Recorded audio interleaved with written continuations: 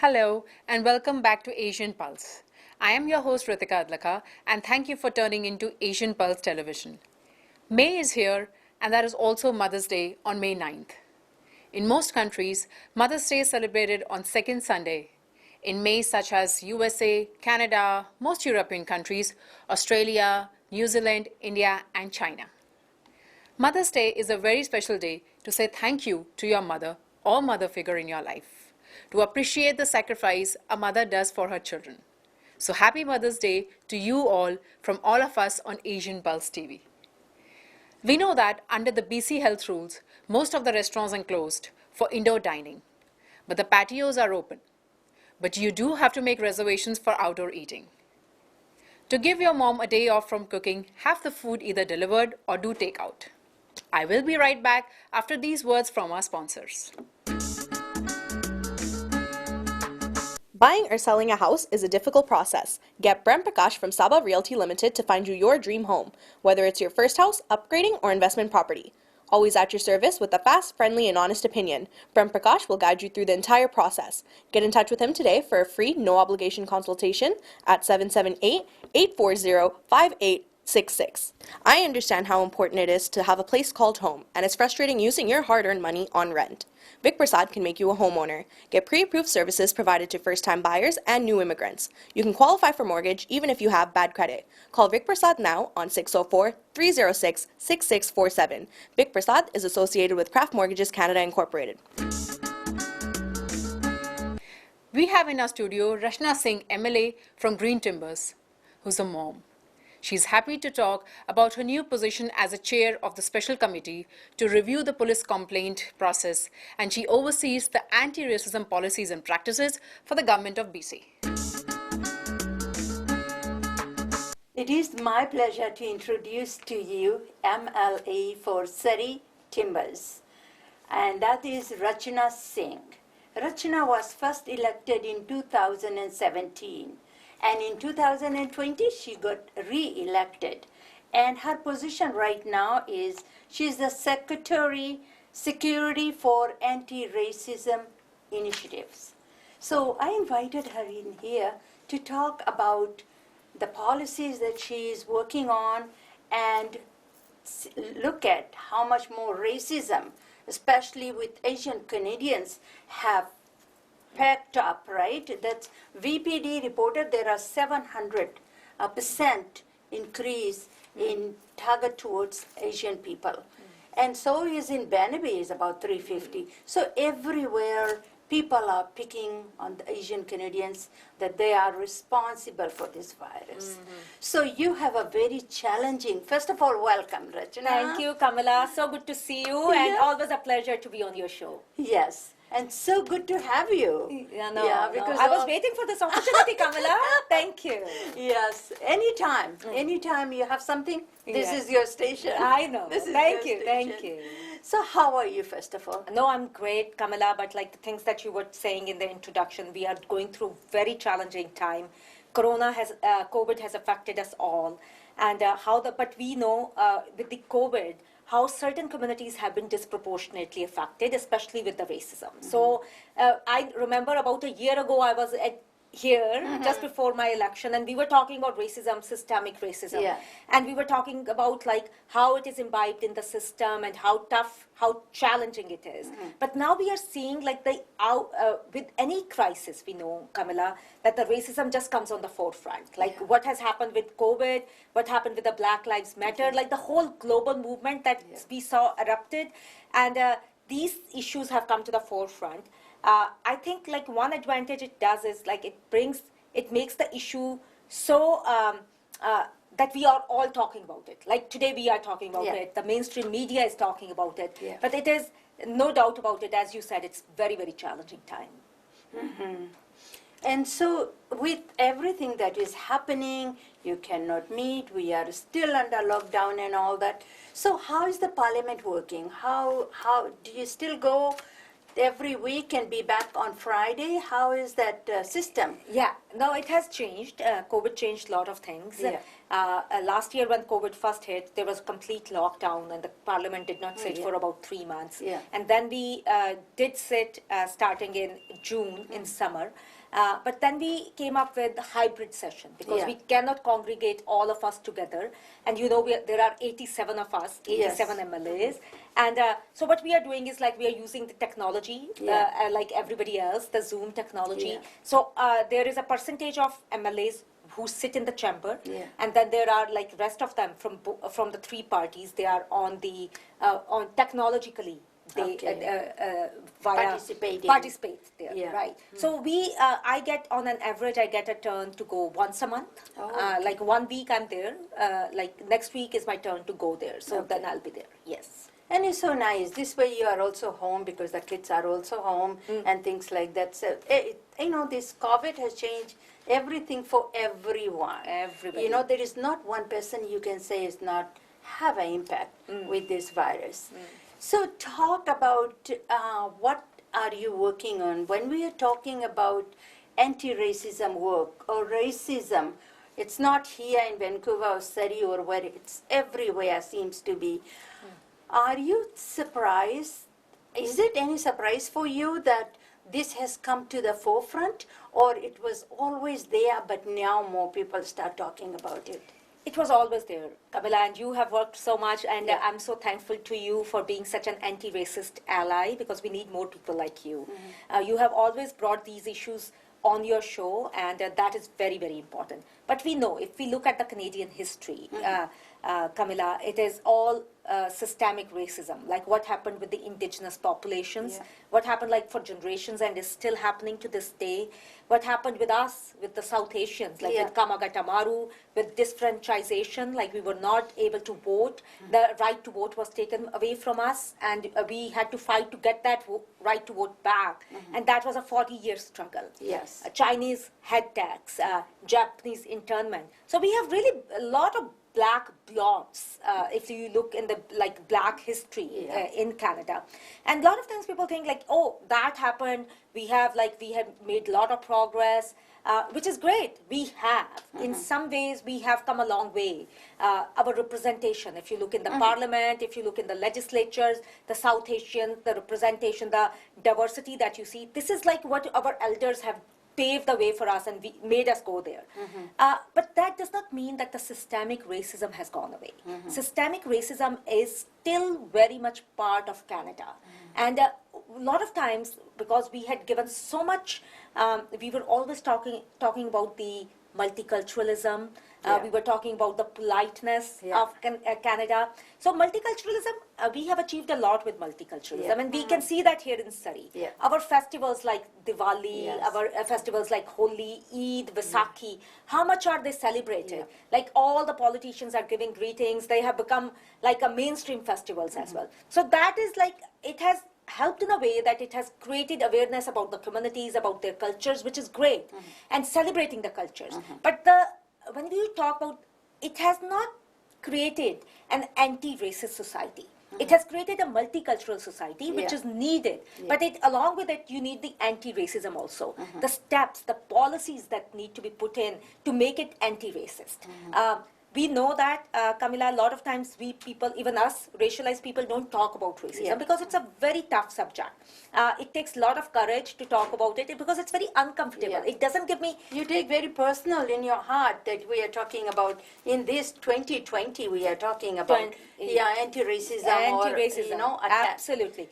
But multiculturalism gives you a lot of joy, right? It is all about festival, it is about colors, it is about food, so it gives you a lot of joy. So all these years, the emphasis has been on multiculturalism. Now the shift is coming from multiculturalism. Yes, we have done great with multiculturalism. And one thing that I like to say is, yes, we have eaten a lot of samosas and butter chicken, and we have talked about it, which is great. People, everybody, I think, in Canada knows what samosa is, what butter chicken is. And now it is time to move on to deeper issues. And those are the challenging more difficult issues. And that's what I think, Camilla, I'm so honored. You just mentioned like my new portfolio. First time ever in British Columbia, a parliamentary secretary for anti-racism. Yeah. All these years, we used to have parliamentary secretary for multiculturalism. Yes. But we didn't use the word racism ever. Yeah. So first time ever. So that shows that the government, Yeah. the leadership is recognizing that there is systemic racism in Canada, because that's a huge acknowledgement. Yes. You talked about the defensiveness, we talked about the uncomfortable nature of racism, that a lot of times we try to brush it off. We Yeah. try to water it down. We say, oh, no, not in Canada. Maybe south of the border, but not here. Yeah. So saying the words, racism exists in Canada, it is imbibed in our system, especially the systemic racism. Yeah. That is leaving certain populations behind. Yeah. That is, we talked about our indigenous populations, black communities, Yeah. people of color like us. We talked about the Asian hate crimes, which have risen, which is such a sad reality. Yeah. In the last year, when the COVID was hitting us, those communities were being hit for racism. They were somehow made responsible. It is perceived that they are responsible for bringing COVID here to Canada. And and that is what it was in the system. It is not just overnight people develop these kind of ideas or these kind of feelings. They were like brewing underneath. That like anytime a crisis comes up, it comes on the forefront. So your job as a secretary for anti-racism, your job is to write policies. What's your job, or how are you? Because I mean, like sometimes we can make all the policies, unless we don't use it every day, then it's just gonna be sitting dust in somebody's office, right? Exactly. But we really hope that this is the government, like you said, is the first time the government of British Columbia or the leaders of NDP have recognized that multicultural, we have done enough of that. Now this is a new term, whether we like it or not. But this is what's brewing in all of us. We all are affected by that. Absolutely. So how far you have done the policies, and also I hear that you have a crisis line. Yes. Yeah, so you want to talk about some of the Yes, things that's yes. been done already?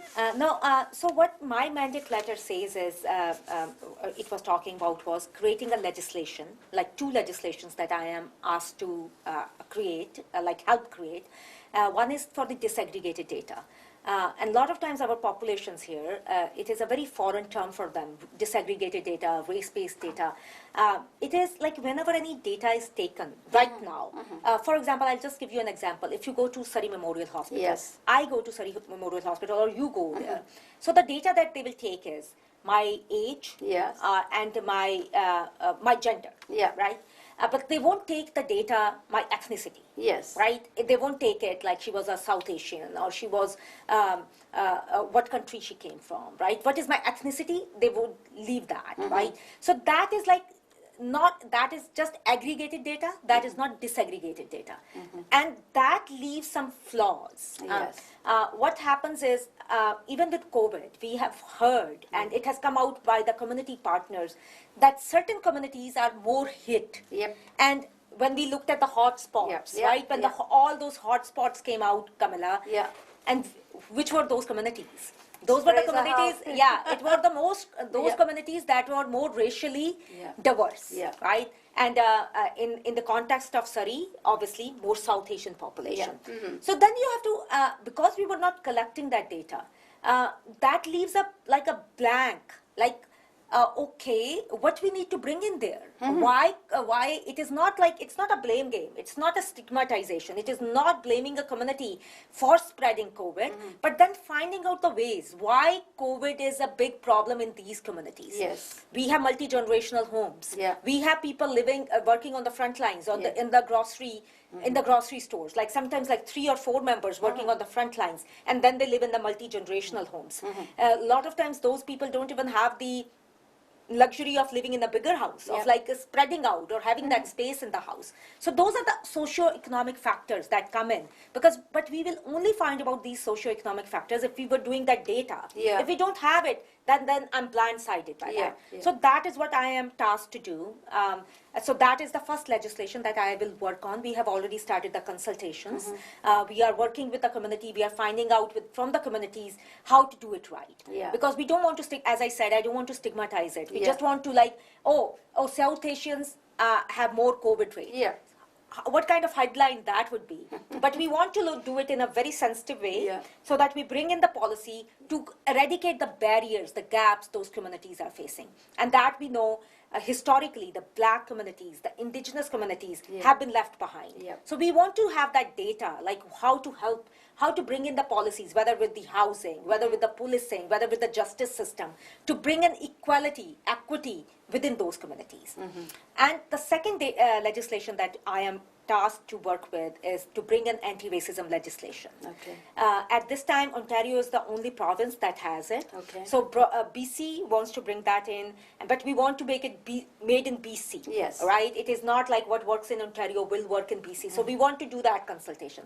So those are two mandate letters, but along with that, every day is a new day. Yes. And with the anti-Asian hate crimes you talked about, Camilla, it is a lot of work. It is very challenging for us. Before COVID hit, we set up a network. It's called Resilience BC Network. It is an anti-racism network through which we are helping about 50 communities all across BC that provide supports for anti-racism. So this year, with the COVID, we know how the communities were disproportionately affected. We increased their funding 3 times. So part of the economic recovery plan, the funding was also given to the Resilience BC. And you talked about the anti-racism hotline. That is something I have been thinking about it for a long time. I used to work on a crisis line, right? Yes, and you used to do that same thing.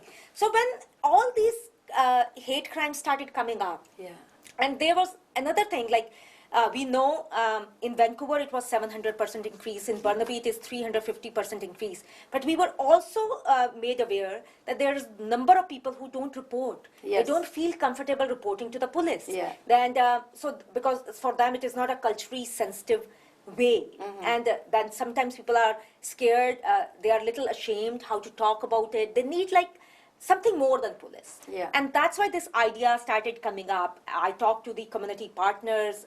They were also asking for it, and also with the staff. So that's how we announced it, that we will be setting it up. But we will go back to the communities again. We want to know from them what kind of hotline they want, what kind of services we should be having in that hotline. But I'm very glad about this announcement, and we will try to set it up as soon as possible.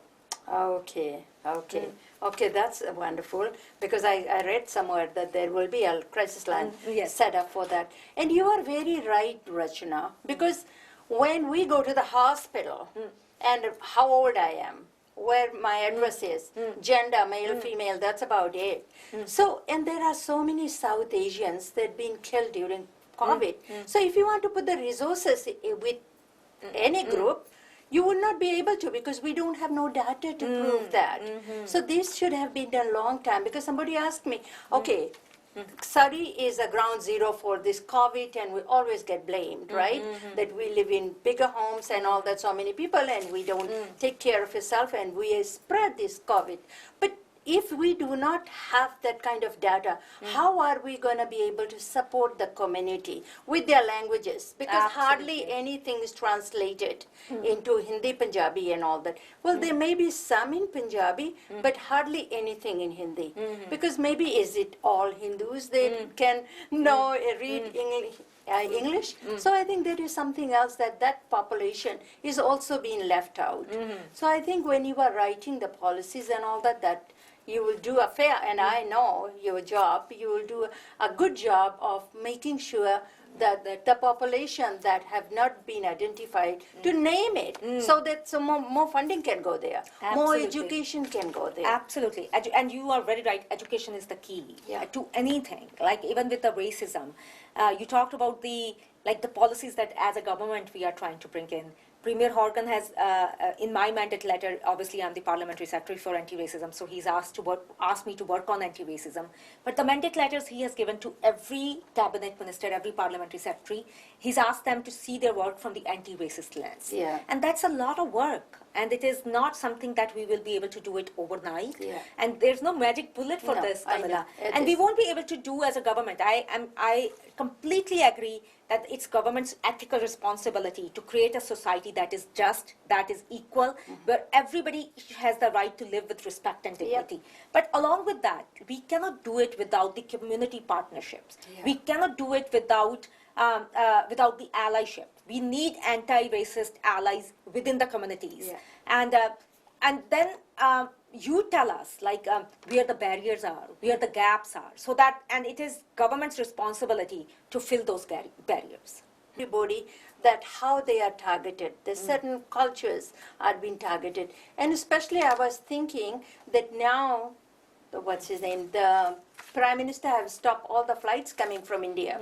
So even if there is the variant that is in India killing so many people every day, and it's so sad when you watch the news that they stop for at least a month, then we as the brown people are going to be targeted, that we are the one that bought the variant in here. You know, I know it's not happening, but I think we should be prepared. The back of our mind is not just going to be Asian or black and all that. We will be targeted as well Absolutely, to be absolutely. responsible for this variant. Absolutely, and I did release a statement on that, Yeah. Camilla, also last week when the day flights were stopped, and there was this whole talk about the double variants.